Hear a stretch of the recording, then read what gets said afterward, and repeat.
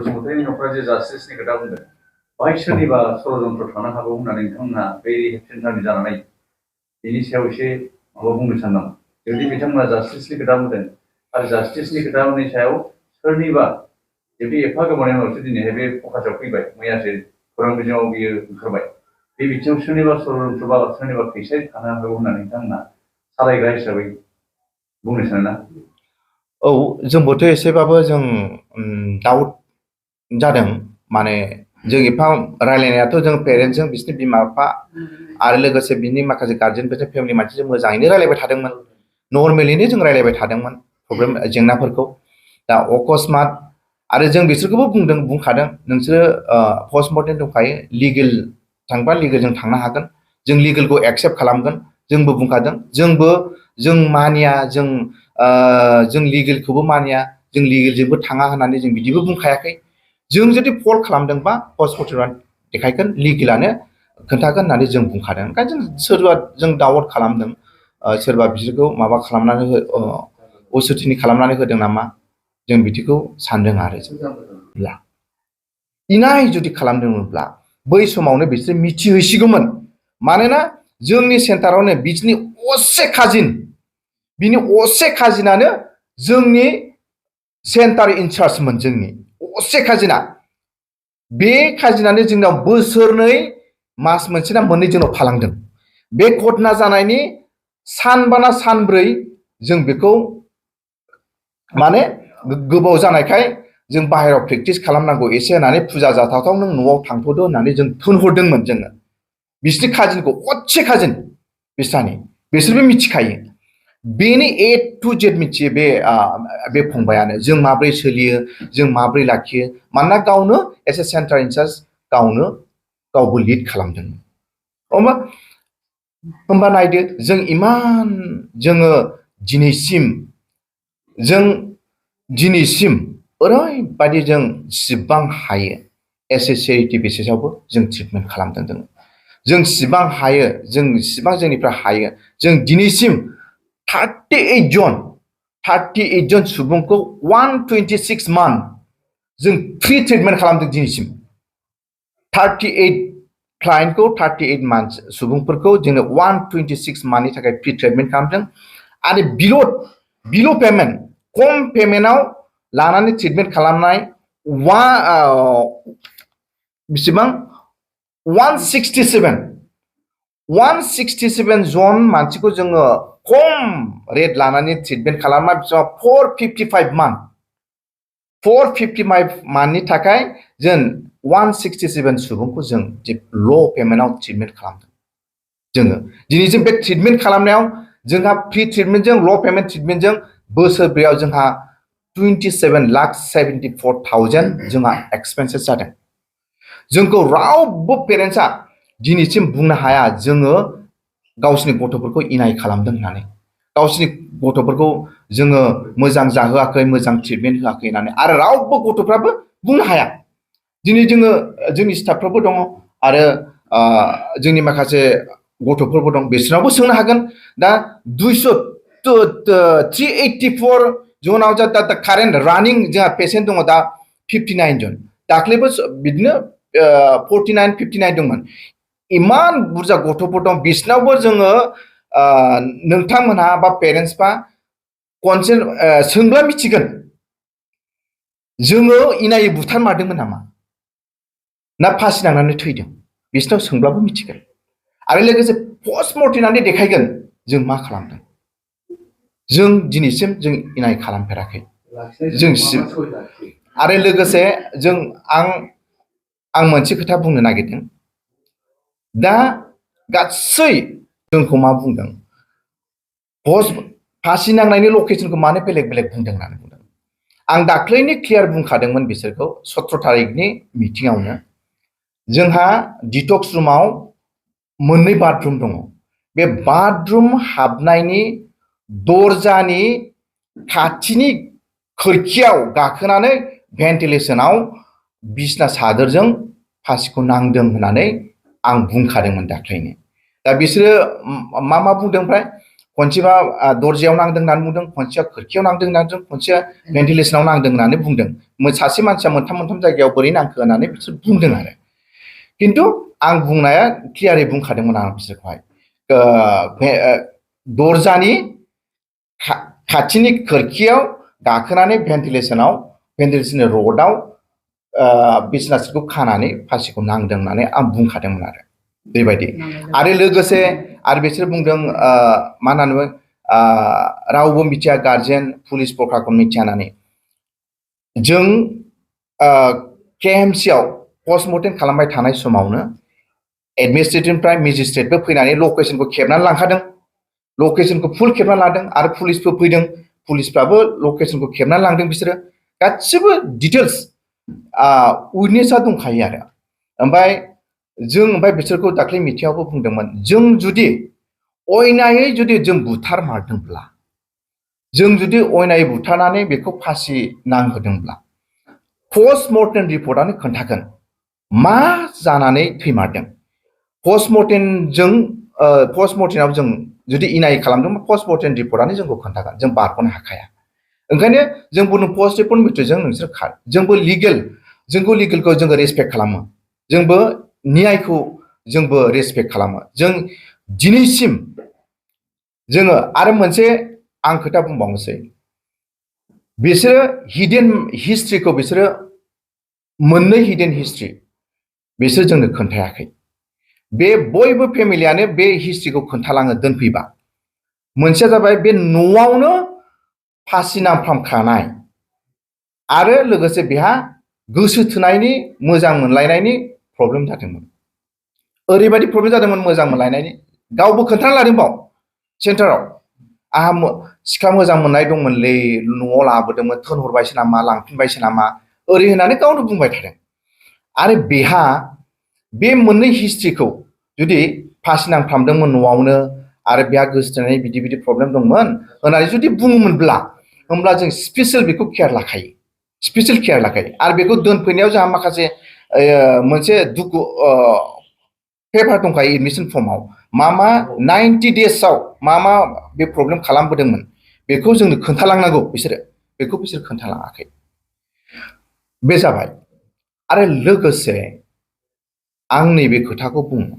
एकदम सैथो खोथाखौ बुङो दे, नंखाय आं इनाय खोथाखौ बुङा। मानसि थैनायाव जोंहाबो दुखु दङ, जोंबो दुखु जादों, जों बयबो दुखु जादों। जों दिनैसिम 21 डिसेम्बराव जों बे सेन्टारखौ अपेनिं खालामदोंमोन। 4 years रानिं, बोसोर बेयाव दिनैसिम नट ए सिंगल इन्सिडेन्ट बिदि जाफेराखै। जों दिनैसिमाव जोङो टटेल रेगुलार पेसेन्ट 384 जन जों दिनैसिम ट्रिटमेन्ट खालामबाय, इंक्लुडिं इंक्लुडिं दाख्लैनि भिक्टिम, आरो लोगोसे 297 रिलेप्स पेसेन्ट। रिलेप्स मिन्स बेबायदिनो मोजां जानानै थाङो आरो फैफिननाय। सासेयानो खनथाम खनब्रै फैनाय दङ, सासेयानो खनथाम खनब्रै बिदिनो ट्रिटमेन्ट लाफैनाय दङ। दा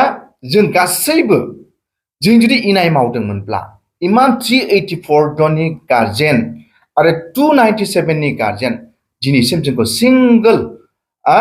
कमप्लेन दिनैसिम जों मोनफेराखै। आरो रावबो बुंनो हाया बे गथ'फ्रा, जोंनि अथरिटिया, जोंनि दैदेनग्राफ्रा जों बिसोरखौ फिजिकेल एबिउस खालामो, बुयो, पानिशमेन्ट खालामनानै होनानै जों अर्डार होयो, रावबो बुंनो हाया। जोङो गासैबो गथ'फोरजों, आंखौ बयबो गथ'फ्रानो गावनि बिमाय असे बायदि आमाय होनानैसो बुंजोबो गासिबो, आयं होनानैसो लेंजोबो गासिबो जोंखौ, बयबो एज ए होम फिलिंस। ओमफ्राय आरो मोनसे खोथा बुंबावनोसै आं, 27 मोनानि 8टा बा 8:30सोआव गथ'खौ लाबोदोंमोन जोंनि सेन्टाराव। आरो गथ'आ सेरफांगुरि ओनसोलनि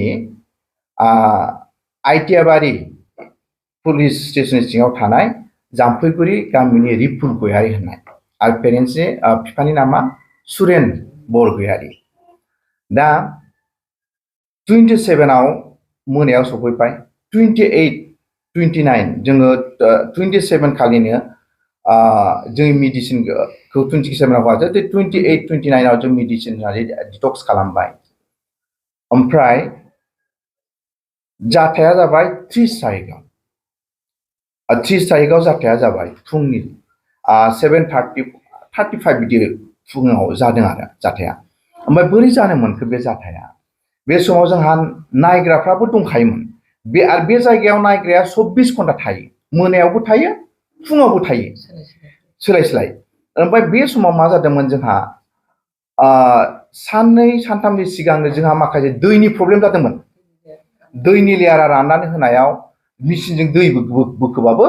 गाखोआ माने दैया दा बिनि थाखाय मा जादों बै नेग्राया दै लायनो होननानै जास्ट थांदोंमोन आरो दै लायनो होननानै थांनानै जास्ट माने 4-5 मिनिटनि गेप बे 4-5 मिनिटआव बे दै लायग्राया फैनायावनो बे थांनानै फैनायावनो बे घटनाया जाबाय आरो बे दै लायनो थांग्रा मोनफैबाय ओमफ्राय बिसोर बुंदोंना फासि नांनाय मानसिखौ बोरैहाय बोख्लाया मानो पुलिस मा गार्जेन नङाबाथाय बोख्लायखो माने बे फासि नांनाय समाव थैयाखैमोन बियो थैयाखैमोन बाब्राबबाय थादोंमोन बे नेग्रा मानसियानो नेग्रा बेक्तियानो आरो सासे दंमोन रुमाव आरो बिसोर सानैजों आथिंजों बोखोनानै बाब्राबबाय थानाय समाव बोखोनानै बिसोर मा खालामदोंमोन माबा खालामनो नाजादोंमोन जिउआ थाङाखैमोन नालाय थांगोन होननानै बिसोरो बोख्लायदों ओमफ्राय बोख्लायनायाव सिरियास जानानै थाबाय थैयाखैमोन बे समाव ओमफ्राय हुस पाम्प खालामदों ओमफ्राय बे समाव आरो आंखौ लेंहरबाय बिसोरो आमाय ओरैबायदि जाबाय होननानै स्टाफफ्राबो लेंहरबाय ओमफ्राय आंबो थांबाय थांनानै ओमफ्राय आंबो सहैनानै हुस पाम्प खालामबाय ओमफ्राय हुस पाम्प खालामनायाव बे समावबो माबाया दंखायोमोन हांआ एसे दंखायोमोन थैखायाखै सेन्सलेस आरो सिरियास ओमफ्राय लगे लगे जोङो बिनियाव MRM लानानै थांबाय MRMआवबो सहैनाय लोगो लोगो MRMनि डाक्टारफ्राबो मेडिसिन होनानै ट्राइ खालामदोंमोन नाजादोंमोन खिन्थु उनावहाय थैबाय होननानै बिसोर डिक्लेयार खालामबाय आरो ओमफ्राय MRMआव जे जों लांदों MRMआव जे मेडिसिन होदों जों बिनि डिटेल्सखौबो जों गार्जेननो हरखादों मोनसे कपि मा मुलि बाहाया मा बाया बेखौ डिटेल्सखौ जों हरखादों आरो ओमफ्राय MRMनि मानसिफ्रा बुंबाय जोंना प्राइभेटआवथ' पस्टमर्टेम जाया नोंसोरो KMCआव नङाबा सिभिलाव लानानै थांनांगोन ओरैनो होनबाय ओमफ्राय आरो बिसोर नैबे मोनसे एलिगेसनखौ होदों उइदाउट गार्जेन बोरै पस्टमर्टेम खालामखो होननानै बे समाव MRMआव थैखांबायमोन बिसिनि सासे लकेल गार्जेन सासे नानि फैदों बे समाव बिसोरनि न'खरनिनो नानि बे नानिया सफैदों आरो नानिजों लोगोसे सासे सेंग्रा फैफादों बे सानैयानो एकदम एभिडेन्स दङ साखि दङ MRMनिफ्राय आरो जों नानिजोंबो ओमफ्राय बे सेंग्राजोंबो बे फंबायजोंबो रायलायलायनानै जों पस्टमर्टेम खालामनो लांनोसै होननानै KMCआव दै गथ'निफ्राय जों KMCआव लाबोबाय ओमफ्राय बिथांमोनाबो जों उन फैबाय ओमफ्राय KMCआवनो मा खालामनांगौ पस्टमर्टेमनि थाखाय मेडिसिन डाक्टरा साइन लादों बे नानिनिबो साइन लादों लकेल गार्जेन हिसाबै आंनिबो साइन लादों साइन लाखांनायनि उनावसो पस्टमर्टेमनि माखासे प्रसिडिउरखौ बिसोर खालामदों ओमफ्राय बे समावबो पस्टमर्टेम प्रसिडिउर खालामनायनि सिगां बे नानियानो आरो बे बिसिनि लकेल गार्जेन नानियानो आरो बै नानिजों फैफानाय सेंग्रायानो फट' खेबना लादों बे गथ'खौ फट' खेबफादों बे खेथ्रआव बिसोर बुंबाय माने जोंनि उइदाउट लकेल गार्जेन बोरै पस्टमर्टेमखौ खालामखो होननानै बुंदोंना खिन्थु गार्जेन दंखायोमोन बिसिनि लकेल गार्जेन नानि सिस्टार सासे दंमोन आरो बिसिनि सासे ब्रादार फंबाय दंमोन आरो बेबायदि गासै रिहाब सेन्टारावनो माखासे लिगेल डकुमेन्टस थायो मा होननानै बुङो bond sign documents that means consent paper declaration form दा रिहाब सेन्टाराव गभर्नमेन्टआ एडमिनिस्ट्रेटिभआ मानो डिक्लारेसन फर्मखौ डिफाइन खालामनानै होनांगौ जाखो रिहाब सेन्टाराव दैट मिन्स एडिक्सननि बेमारा मोनसे मेन्टेल हेल्थ डिजिज होननानै बुङो खर'नि बेमार मानसिक बेमार खर'नि गोबाव समनि खर'नि बेमार होननानै बुङो दा बे खर'नि बेमार बेक्तिफोरखौ लाखिनायाव रावबो बुंनो हायाखि जों 100% जों सिकिउर होगोन जों 100% जों सिकिउर लाखिगोन होननानै रावबो बुंनो हाया बिनि थाखायनो बे कनसेन्ट पेपारखौ डिफाइन खालामनो गोनां जादों मानोना मा समाव मा सानो मा समाव माइन्डआ बिसोरना फ्लाक्चुएट जाबाय थायो दसेनो माबा मोनसे जानो नागिरो दसेनो रागा जोंफ्लाङो बेबायदिनो सिङाव मालाबा गावजों गाव जंखायलायनायाव मा जायो बिसोरो नांलायलायनाय जानो नागिरो दसेनो एदावलायो बिसोरो माखासे बिदिनो एदावलायनायाव रागा जोंलायो बिसोरो बेनो सिङावनो आरो जोंनि माखासे स्टाफफ्रा सिङावनो थाखायो दिनै जोंनि गेजेराव सिङाव थानाय स्टाफफ्रा 12 जन दङ गावबागाव बिबानखौबो राननानै होलायखादों आरो बेबायदि होमबा थेवब्लाबो जोङो जेसेबां हागौ जोंनि साइडनिफ्राय जोङो ट्रिटमेन्टखौ बा जोङो ट्रिटमेन्ट होदों बा जोङो नायदों जोंनिफ्राय जों इसिबां इनायजों अनागारि बिदिनो खालामाखै जोङो बेबायदि निग्लेक्ट खालामनानै जों गथ'फोरखौ जों ट्रिटमेन्ट दोनाखै गासैबो बिथिङावनो एस ए रिहाब सेन्टाराव मा प्रसिडिउर दं मा नांगौ जों गासिबो जों होजोबदों जोङो दा बिनिखायनो आंनि बुंनांगौआ बेनो आरो लोगोसे आं नैबेखौ बुंबावगोन आं गोसोआव साननाय फैदों बिसोरो मानो 30 तारिखाव जानाय घटनाखौ एफा मोजां रायलायसेयावबो जों खननै रायलायदों खनसेया जाबाय डाइरेक्ट गावसोरनो लिंहरो 17 तारिखाव गावसोरनि न'आवनो आरो लोगोसे साननै ना सानथामनि उनाव जोङो सेकेन्ड थार्ड पार्टिजों जों रायलायहैदों आरो बे रायलायनायाव नैबे दिनै मैया मानो बिसोर बेबायदि भाइरेल खालामखो मिडियायाव जों सन्देह आरो मानो बेबायदि खालामदों मानोना बै रायलायहैनायाव दाख्लै जों सानदोंमोन मोजां गाज्रि रायलायगोन बिदि रायलायगोन सानदोंमोन खिन्थु बिसोरो बेलेग सेन्सआवसो बिसोरो रायलायबाय दाख्लै मानो बिसोरो एसे पेरेन्टसा बिफाया रागा जोंनानै बुंनानै आंनो 1 कौटि होनो हागोन नोंसोरो आंनो 1 कौटि नांगोन नोंसोर होनो हागोन ना हाया ओरै होननानै बाय एस ए कम्पेनसेसन बिसोरनो 1 कौटि नांगौ बेबायदि नोंसोर आंनि गथ'खौ बुथारदों नोंसोर बुथारनानै फासि होदों आंनो 1 कौटि फैसा नांगौ बेबायदि ओमफ्राय लोगोसे ओमफ्राय जों दे होमबा जोङोथ' दा नोंसोरनि मा रिक्वायरमेन्ट मा सानदोंमोन जों दिनैसिम मिथिबाय जोंहाबो माखासे कमिटि दङ माखासे मेम्बारफोर दङ जों रायलायनि एडभाइजारफोर दङ जों रायलायनि बिनि उनाव जोङो रायलायबावगोन नोंसोर जोंनोबो टाइम होनांगोन जों बुंबोदों आरो बिदिनो सानथामसोनि उनाव आरो जोङो सेकेन्ड थार्ड पार्टजों रायलायहैबाय रायलायहैनायाव नेक्स्ट मोनायाव बुंहरबाय 1 कौटि नांला 20 लाख नांगौ 20 लाख होनांगोन औ 19-20 लाख नांगौ ओमफ्राय जों आरो सानबावबाय बोरै जों बिदि होनो हानो ओंखायनो जोंबो एसे डिसिसन लादों थादों जों बिसिबां जोंथ' इनाय खालामनानै बुथाराखै जों बोरै कम्पेन्सेसन एफाराब जों होनो बेबायदि जों सानलायबाय थादों रायलायबाय थादों गावजों गाव बेबायदियावनो नै सम जाबाय सम जानायाव ओमफ्राय नै बिसोरो मैया मिडियायाव मिथिखानानैबो मिथियै बायदि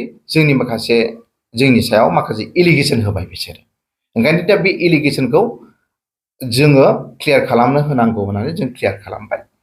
ओमफ्राय बेनोसै बुंनांगौआ जों जेसेबां बुंदोंमोन बिसोर जेसेबायदि सानदोंमोन जों बेबायदि जों खालामनो हाया होननानै जों बुंखादों ओंखायनो जों दिनै खौरां बिजोंनि गेजेरजों जोंनि बुंनांगौखौ जों बुंबाय आरो एसेनोसै थेंक इउ धन्यबाद बे सेन्टारनि स्टाफ जानाय हिसाबै एसे बुंनोसै आरो आंबो दा जोंनि सेन्टारनि फार्स्ट प्रायरिटिया जाहैबाय जोंनि स्टाफा जेरै पेसेन्टफोरखौ जेरै नायनांगौ जों जोंनि फुल प्रायरिटि होयो आरो पेसेन्टफोरखौ जोंनिफ्राय ओमफ्राय दा बे जाथाय जायैनि सिगां हरावसो आरोना आं बे गथ'जों रायलायनो मोन्दोंमोन रायलायनानै दा बे आंखौ एसे आं फ्रि रायलायबाय नालाय जोंजोंथ' फ्रि रायलायबा गासिबो फ्रि रायलायजोबखायो नालाय गथ'फ्रा दाना जोंजों एसे लोगो दिगि रायलायनानै गावनि सिंनि खोथाखौ खिथालांबाय आरो बे जोंनो एसे सोंबाय आं मा प्रब्लेम दं मा दं होननानै जोंनाथ' एसे सोङो नालाय सोंनानै दाना गावनो ओरै होनबाय आंहा एसे गार्लफ्रेन्ड प्रब्लेम दंमोनलै मानोना जोंनि थाखाय बे एडिक्सफोरनि थाखाय बे मोनसे बिराद गिदिर माबा आरोना खमि आरो मानोना इमसनेलि फुरा गाज्रि जानानै थायोबाना मेन्टेलि इमसनेलि फुरा गाज्रि जायोबा फिजिकेलाबो लासै गाज्रि जालांजोबखायो आरो ओमफ्राय सानबाय थागोन आरो इमसनेलबाथाय सानबाय थाखागोन नङा जादोंना जायाखै लांदोंना लाङाखै बिदि होनबाय थाबाय आरो बेयो आंथ' मिथिया बेफोरखौ दा जेबो होनबाय आं बिदिनो औ गावनि गोसो थोनायखौ रिफुल गयारिया बे नोंथांनि रिहेब सेन्टाराव सानबेसे दंफैयो? बे फुल गयाथ' दा जोंनि सेन्टारावहाय फैनाय मथन सानथामसोल' जादोंमोन। ओमफ्राय डाइरेक्ट बिदि इन्सिडेन्ट जानानै होबाय। सिङाव माबायदि थायोमोन? सिङावथ' गासिबो सिङाव आंनो नायो। डिटक्सआवथ' दा बर्थमान आंनो सानफ्रामबो नायगासिनो। बेथ' फ्रि थानाया फ्रियैनो थादोंमोन। बयजोंबो मिलि जुलि थादोंमोन आरो ओमफ्राय बेनोसै।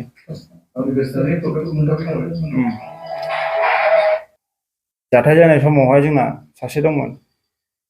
जोंहानि माबा दङ मा होनोमोनलाय पेसेन्ट दंमोन सासे। पेसेन्टआथ' बे मुलि जानानै फुरा माबायाव थायो नालाय। ओमफ्राय सासे नेग्रा दंमोन आरो जोंहानि। बेयो माने साराथ' माखासे खोथाखौ बुंजोबखाबाय बेनोसै आरो।